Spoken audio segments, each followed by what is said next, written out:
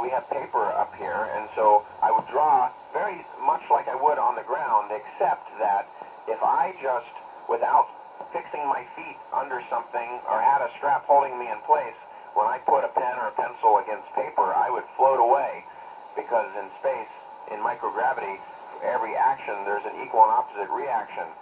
So I have to be very careful to hold on to make sure that the piece of paper is taped down and that my feet are secure. Otherwise, writing would cause me to float away from the piece of paper.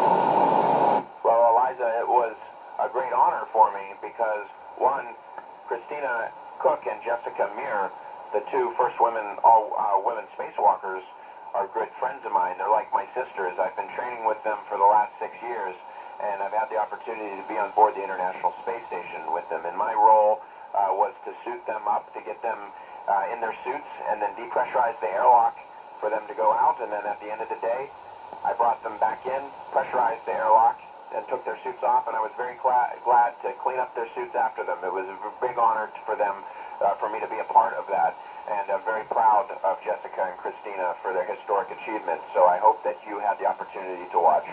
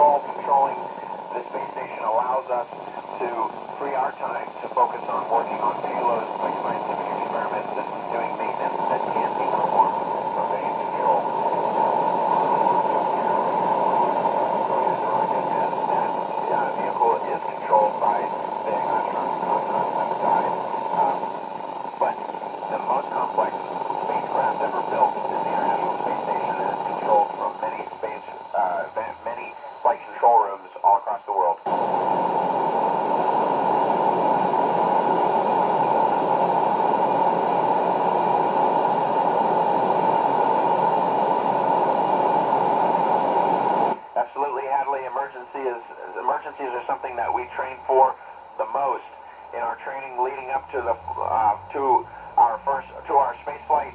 Lasts almost 2 years, and much of that time is spent preparing for emergencies.